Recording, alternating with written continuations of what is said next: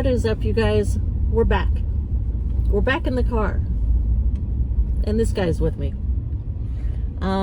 We are here to, Lionsgate sent over Uncut Gems on Blu-ray. And we are here to review it. We watched it last night. And overall, what were your feelings on it? I liked it. I thought it was a little slow, but it was a constant burn. It is a slow burn. It was a good movie. I liked his. I liked the characters. I liked him in it. I thought he did a good job. It was a very nice change of pace for Adam Sandler. It was. And he's a good dramatic actor. I mean, he's good in this. He is. I didn't know what to expect going into it, so it was a pleasant surprise. It was a nice offbeat movie. Change of pace. It was. Do you think maybe he needed to take a role like this to kind of scrub away some of the bad comedies he had done in the past? Well, I don't know if it's... Yeah, I think that. I think also, you know... the apex, he's over the top. He's, what's the term? Fancier way of saying it, but the apex of his career, I think, is over. Oh, I see. And so I think he's at a point now where movies like maybe, you know, it's kind of jumping ahead, but like they alluded to, they had approached him, as I understood it, many years earlier, and he didn't have any interest in it at that time.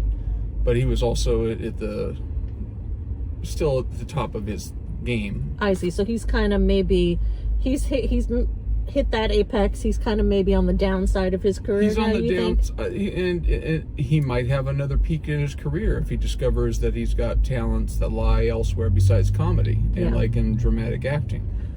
And so I think that the bills still need to be paid, and that you can't afford as an actor, if you're not at the top of your career anymore, to be as picky as you can be when you are. So, you know, when movies come your way, if they're good movies, and, you know, maybe you can't afford to be as nitpicky as you can when you're at the top of your game. Right. And so you maybe choose to diversify, experiment a little more, take on roles that you wouldn't have taken on at a previous time in your career. And it has a good outcome. Yes. You know, whether it's because of necessity, whether it's just because you want to stay in the game, and it works out well. It's a win-win for the directors. Is that what they're called? Directors? Who? You know, the guys that made the film. Yes. You have seen movies before, right? Yeah, but sometimes I forget that, you know, it gets convoluted sometimes. But the directors. Don't make fun of me. What am I doing? I'm sitting here. I'm just making sure. I'm getting in front of it. I liked it. In fact, the more I think about it, the more I like it. I think he did fantastic in the role. And not once did I watch the movie and think, it's Adam Sandler. No. Which is kind of common when I watch a movie with him in it. I'm like, oh, okay, he's just kind of doing his thing. This one, no. Yeah, because Adam Sandler's just Adam Sandler. Right. He brings a sense. I don't know how. It's probably rather effortless for him to be himself when his normal shtick. Right. And so for this, I think he had to stretch out and dig a little deeper into a different realm that he's accustomed to. And he did a great job. The story's about, Adam Sandler's character. Oh, look, they were doing that. Focus. Sorry. Adam Sandler's character. Purple. He has a shop in the jewelry district in New York. And he is an addict. He is a straight up gambling addict. So the film starts with this Ethiopian opal has been, you know, knocked out, and Adam Sandler acquires it. He believes that it's going to solve all of his problems. He's going to put it up for auction for over $1 million. No worries. He's going to pay back the Eric Bogosian and blah, blah, blah. He has borrowed over $100,000 from his brother-in-law, We believe it's a brother. We believe it's his brother-in-law, played by Eric Bogosian. Great to see him again. It was great to see a few actors, still out there. He's in it, and he plays, we believe, the brother-in-law who lent him a lot of money. He's but I think that's what he does. He lends money. He's a loan shark. He's a loan shark because he has like some goons with him, and he wants his money back. So, but beyond that, he's making huge bets, and he's pawning. Like Kevin Garnett plays himself in the film, and he does a really good job. He gets a hold of Kevin Garnett's Celtics ring, his championship ring, and he pawns that, even it's not his. And he thinks the kind of the answer to everything is this opal that he's acquired from Ethiopia. Yeah. He believes it's worth over $1 million, so that's gonna solve all of his problems. But nothing in his world works. No. Nothing in his world. He's married. He's got 2 boys. Then he's got a mistress on the side, and he's everywhere. Like nothing is working for him. Well, I think that's part of the addiction. Is also the how many things can he have up in the air and keep juggling them without dropping one?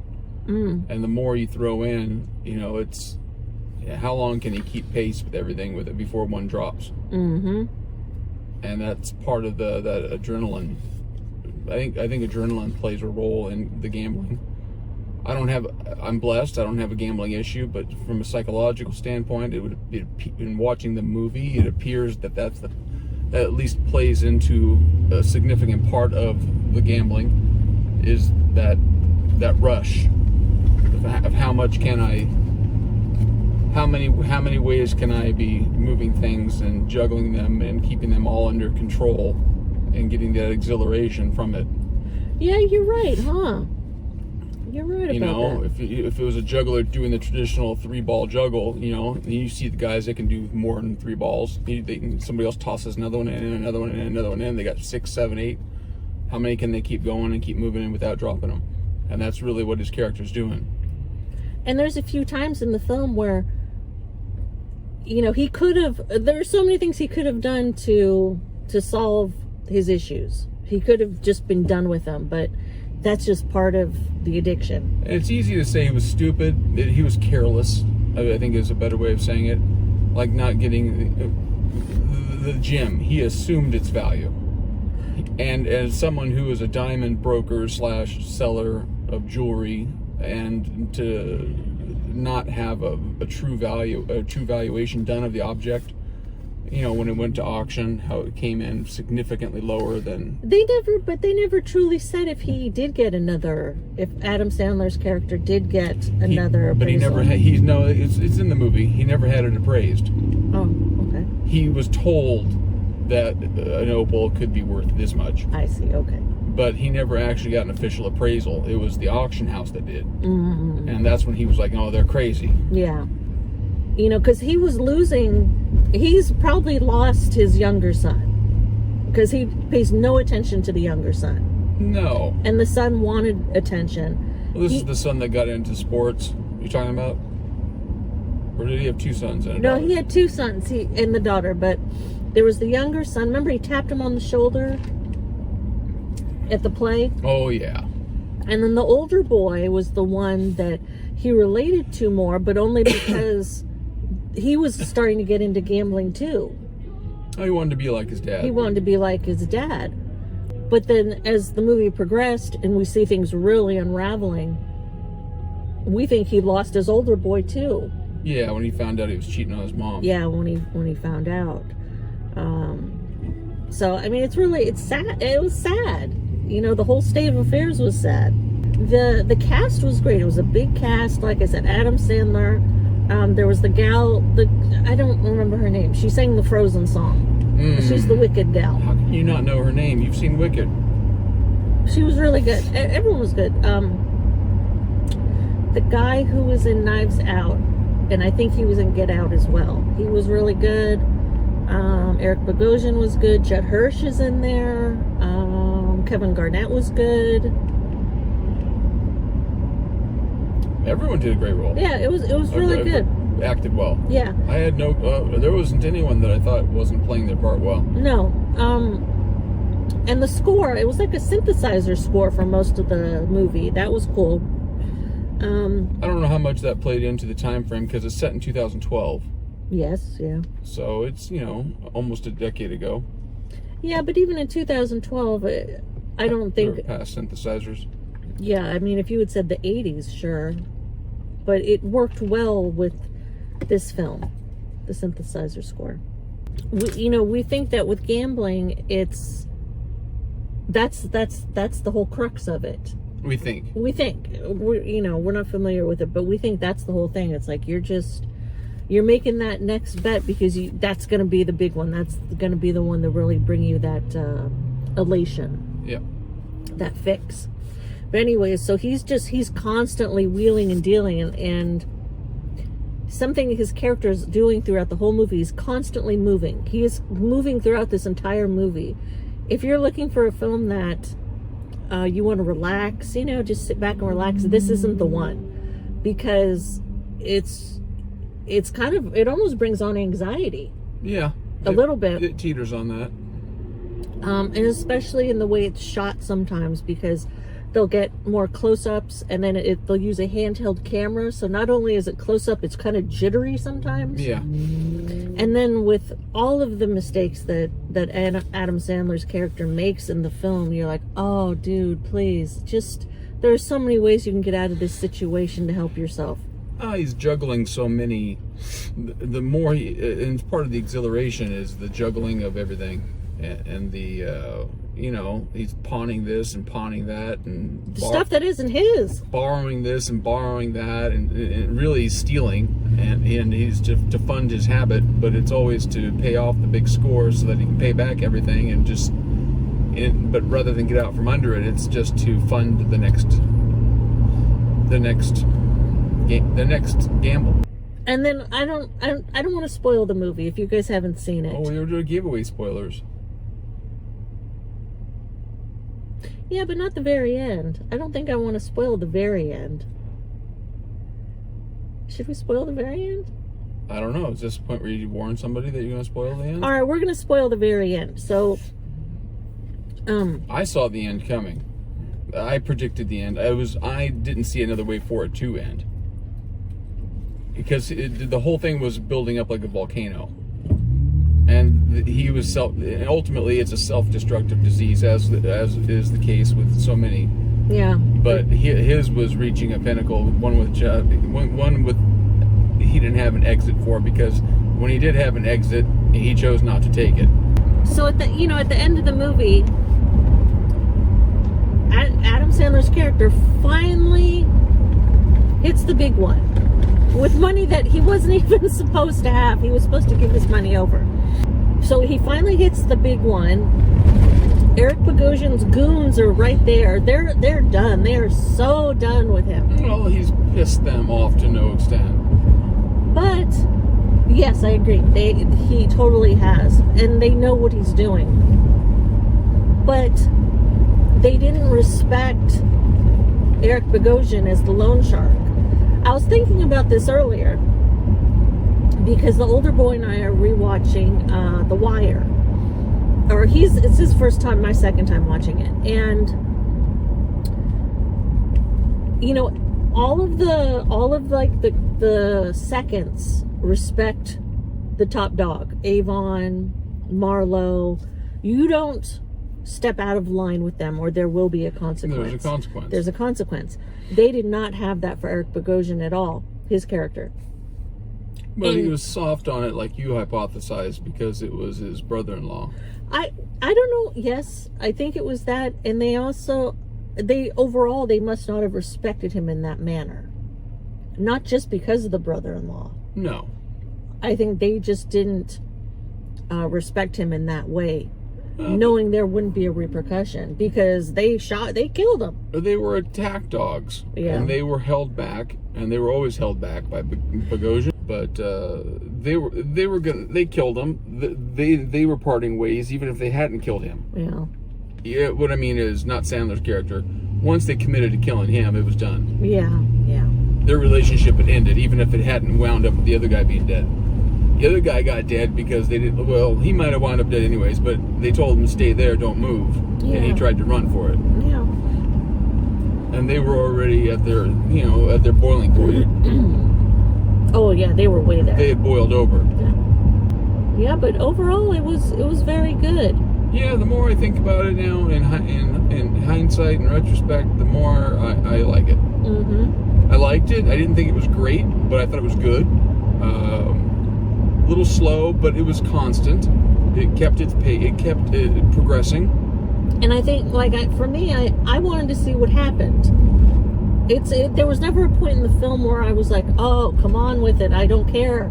I wanted to see what happened to this guy because something was going to happen.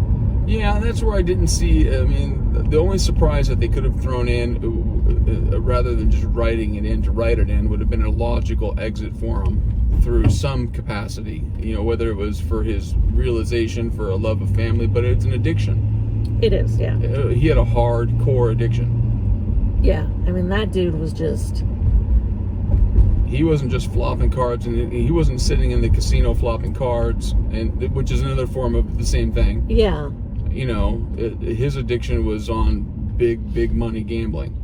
Sports. Because he pawned Kevin Garnett's ring. I'm like, that isn't even his ring. He immediately took it. He pawned other jewelry that he was cleaning for people. He was pawning because it was all, and that was a gamble. Yeah. So there was medium gambles that fed the big gamble. Oh, that's a good point.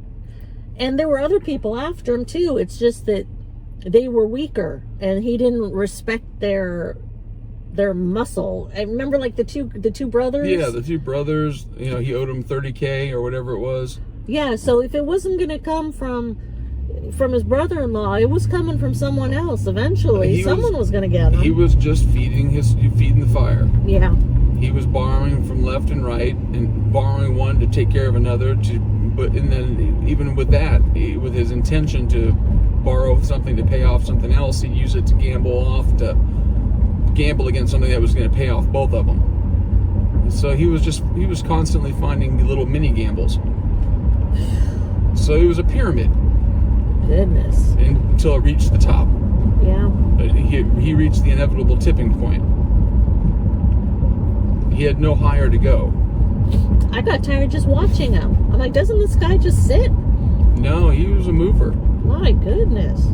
The only thing he didn't do, at least I don't think he did, the only thing his little character needed, I don't mean it diminutively, but his character needed, when I said that, was a coke habit, to fuel that gambling. Oh, could you imagine that? What are these folks waiting for? The chiropractor? They're all on their phones. Maybe it's a flash mob. Oh, maybe. They're going to go on an antique sale. Maybe they're antique hunting. Maybe. The first one to find Xavier's Cabbage Patch doll is the winner of the $27 collect pot. Xavier's Cabbage Patch doll? Wasn't that the name, Xavier's? I don't know. I wasn't into Cabbage Patch. Oh, my grandmother was. I did see a video, and I want to give it a shout out. The Lateral? No. From what? Huh? Squirrel. From the Movie Evangelist. He has a YouTube channel, and I'm going to link it down below. But he did a really neat... Oh, the Movie Evangelist, yeah. So he did a really neat video breaking down Uncut Gems and what... He linked it biblically. And I thought that was kind of neat. He linked it to some scripture. So check out his video as well, because that was pretty cool. I'm trying to think if there was anything else that I wanted to talk about with this one. Oh, and then the person who ends up with all the money, the over $1 million. $1.2 million is the bimbo girlfriend, the mistress. Hey, she was nice. Okay, but you don't think she was a little bit of a bimbo? Sure she was. That's what made her nice. Plus, she had a nice character. She was sweet. She had his name tattooed on her buttocks. The only reason she's with him... She loved him. No, she loved his money. That's what she loved. You think she would love Adam Sandler's character if he was a plumber? Maybe. Lies. This corner lot always has all the cool used trucks. Where do they get all their used trucks? People sell them to them. Maybe people who trade up. Maybe they get them at auction. At Auto Mercado. Isn't Mercado fish? No, Mercado is a store. What's Mercado? What's fish? Pescado. Pescado. At the Auto Pescado. That'd be cool. They could have a big fish trying to sell cars, like in a suit. Yeah, be a play on words. Like with some keys in his hand, trying to sell cars. We can go get some chicharrones at Vallarta. And they could have a man in a fish costume. Try to Dead fish with X on his eyes. Well, they could switch it over in the summertime. Like he could have normal big eyes and the rest of the year, and then when the weather gets hot, they could put X's over his eyes. Yep. Feel sorry for the fish. Buy a car. Please, Auto Pescado. Por favor. Por favor. What were we talking about? Oh, yeah. The gal. The bimbo. Yeah, the bimbo. His hussy. Yeah. I'm thinking maybe she blew that money pretty quick. Anyway. Do you have anything else you want to talk about with Uncut Gems? No, I'm going to cut this guy off, though. See if he just rams me. Ramming speed! No, I don't. Okay. I like the movie. I'd watch it again. Not tonight. It's too soon. No. No. What is your rewatchability factor? If it was on TV or something, or if one of the boys was watching it, I'd probably sit down and watch it, but I don't think I would actually sit down and watch this one again. No? I don't think so. No. I don't think so. But that doesn't mean I didn't enjoy it. I enjoyed it a lot. Overall, I thought it was very good, and I think you guys should definitely check it out, whether it's on Blu-ray or Vudu or whatever. Oh yeah, I definitely recommend it as a watch. Yeah. As far as the disc is concerned, there's only one. We had 3 trailers in the beginning on the disc. We had The Lighthouse, which I still have to watch. You know, I got mixed reviews on that from my son. Actually, I thought Poe liked it. He did, but he also said it was different, and so I don't. The trailer looked enticing. There was a movie called Waves, which it's a drama. That one looked. Yeah, that one looked okay. And then the one that I want to see, you know what? I looked it up. It came out in 2017. Is a Good Time with Robert Pattinson. That one looked good. Good for him, Robert Pattinson. He didn't get, stuck in the whole Twilight. Well, I think he got stuck. I think he found a way out. But he found a way out. Yeah. And I imagine that wasn't easy to do, to shed that whole Twilight thing. And then he was in the one Harry Potter movie, but it was the Twilight thing that really kind of... He got stuck in that. Yeah. So good for him. I didn't really think we'd see him again, but he's apparently done a few movies, if not more. He's going to be the new Batman. He's not. Yes, he is. The new Batman? Yeah, he's going to be the new Batman. Okay, so real quick, let's finish this up. I was done with it 10 minutes ago. No, hold on. The special feature. The lone special feature on the disc was Money on the Street, Making Uncut Gems. And it runs 30 minutes. I didn't think it was going to be that long of a special feature. But it was okay. It was an okay special feature. I mean, it was a lot of the basic, working with so-and-so was great. So-and-so is so wonderful. What are they ever going to say, though? I know. So-and-so...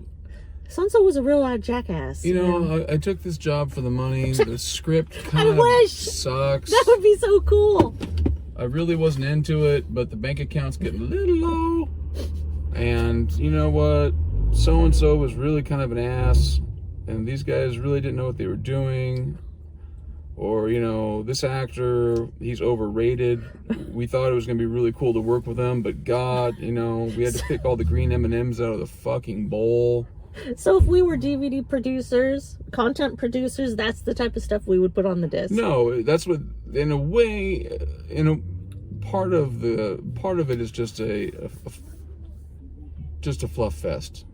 Yeah, a lot of the special feature was a kind of a fluff fest. They gave you a little bit of behind the scenes stuff, making of stuff, but that's fine. It's about the movie. It's about the movie. So, I thought they were solid in as much as, extras can be, or what do you want to call that portion? Yeah, extra special features. The extra special features, they were solid and they were watchable, but if you're not looking for on any movie, what are you going to get? You don't really get brutal honesty. Well, no. An audio commentary, that would have been cool. Honestly, check it out. I think the most interesting thing was the matching up of the time frame with the everything from Kevin Garnett as the person that was neat. That was neat and how they the talked about games that. in location. It had to be in proximity to driving distance. Yes. So they had to do some research, and they had different people lined up to play at different points in their trying to get the movie made. Yeah. How the timeline shifted and how they had to make relevant choices. So I thought that was interesting. That was a good part of the special features, the talking about how many drafts of the script they went through, and like you said, the whole lining up of Kevin Garnett and what they needed to accomplish in the game footage. Yeah. And kudos to Kevin Garnett. He did really well. Yeah. I liked him in this. It didn't seem forced. He seemed very natural. No, Kevin Garnett, everyone I thought played well. Yeah. Even the bimbo girlfriend who, God almighty, in the extras doesn't come across all that. She seems like her character. She seems like her character, but in as much as her character, what the character was, she played it well. Yeah, she did. I had no negative critique of her either. Yeah, because Adam Sandler, he owed money left and right. He's constantly making bets. He's trying to run the jewelry shop. He has a wife and two boys, well, anyway, a wife and family. He's got the mistress on the side. The dude is like going in 45 places at one time, at all times. And remember, we thought towards the end of the film, you think, oh, maybe he's kind of hit bottom here. Yeah. Because he was crying, he got beat up, he's crying, he's upset. And then the first opportunity comes for him to get out from under it, and he blows it. Yeah. Immediately. Yeah. Because you get an opportunity for the next high. Yes. It's an addiction. Yeah. That's what you can't forget. It's an addiction. And he had a hardcore addiction. Boy. He wasn't just he wasn't just over budgeting, an extra couple $100 a month for lotto numbers. No, it was more than that. He gambled big money. Yeah. But I'll leave you on this. When I'm stopping for my Diet Pepsi or whatever it is I'm grabbing at the convenience store, I see some of the same regulars coming in and buying $100 worth of scratchers at a time. Oh, really? And I see them back turning them in. And sometimes getting paid out, sometimes not. I mean, that's an addiction too. And I watch them. I've sat and watched somebody pick over which tickets to get, which ones feel lucky. So there's levels of addiction. There's echelons, levels, tiers. He was an apex, not an apex predator, but an apex gambler. I mean, he was hardcore. Yeah. And with hardcore gambling comes hardcore consequences. I'm out on that. Well, you hold on real quick. You and I were fascinated at the helicopter service. It was like an Uber helicopter service. Yeah. It seemed like. Yeah, that's what it seemed like. I guess they have things like that. I'm sure they do. Why don't you ever book me a helicopter? I'm not looking to fly in a helicopter again anytime soon. I can't fly in a helicopter. I'll die. I took you on a helicopter ride. Oh my God, real quick. Oh, we were in Hawaii. How many years ago was that? It's been about 10 years ago. It was about 10 years ago. And you were so sweet. You're like, let's go, all of us. All four of us. We'll tour the island. We'll tour the island on a helicopter. And they were like, Mom, sit up front. Oh, you were being so sweet. So I'm sitting up front. Because you had the glass floor. You got the best view. I didn't have a glass floor. I could only look out the side window in the front. The little one, who was young at the time, falls asleep. He sleeps through the whole thing. The entire trip. But he was young. I'm sitting up front, and this is where I should have gotten the hint that I suffer from vertigo, because 5 minutes into the helicopter ride, it seemed like it was 4 hours long. It was so long. I am so nauseous. I cannot. My eyes are closed the whole time. The barf bag is in the middle next to the pilot. Do you know how many times? Because in my head I'm like, don't be that person who throws up in the helicopter. Could you imagine if I had thrown up on the glass floor and then all the throw up goes up and down the glass? You wouldn't have been the first. Oh my goodness. I'm like, don't be that person. Don't be the one that throws up in the helicopter. I was tempted to grab that bag though.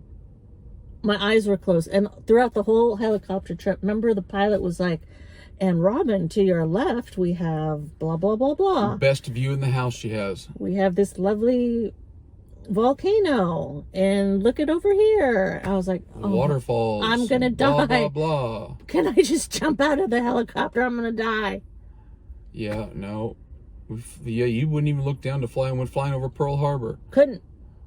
You should have just told them to land it and let you out. I was seriously just gonna jump out. I was gonna hell, I'd have pushed you out if you'd just given me a heads up. I was gonna jump out and end it because my head was loony. I'm out on this. I'm How done. did we talk about this? Oh yeah, the Uber helicopter service. Purple. That was kind of a neat service. Yeah. All right. I'll book you one. No, I'm done helicopters. Well, unless I bet you if I take a Dramamine, maybe. You want to take that gamble? No, but I was able to get on an airplane with a Dramamine. Yeah. Of course, I was loopy on the Dramamine, but I got there okay. Can we wrap this up for the people? All right, so thank you for joining us. Thank you, Lionsgate, for sending that over for review. Thank you. And you know what? I got a couple more videos lined up. Do you? Can you believe it? I got the Behind the Green Doors. No, the 2020 collection video. So I'll go over everything in our collection, and the 24-hour movie marathon. Oh, that's all you. No, it's not it's not all in one shot. I have to do it over like a week. So that'll be fun. You'll be part of it. I will not. Yes, you will. I'll be part of it. I'm not watching all the 24 hours of the movies. I never said you were going to watch the movies, but you can be like part of it in the video, the whole Karate Popcorn family. Oh, thank you. I feel so welcome. No, now you can't be in it. I feel included. No. Inclusiveness is important to me. My codependency needs that. No, come here. No. Come here. No. All right. Goodbye, everybody. She can keep talking. Oh, that breeze does feel nice. No, I farted. Catch you next time, guys. Take care.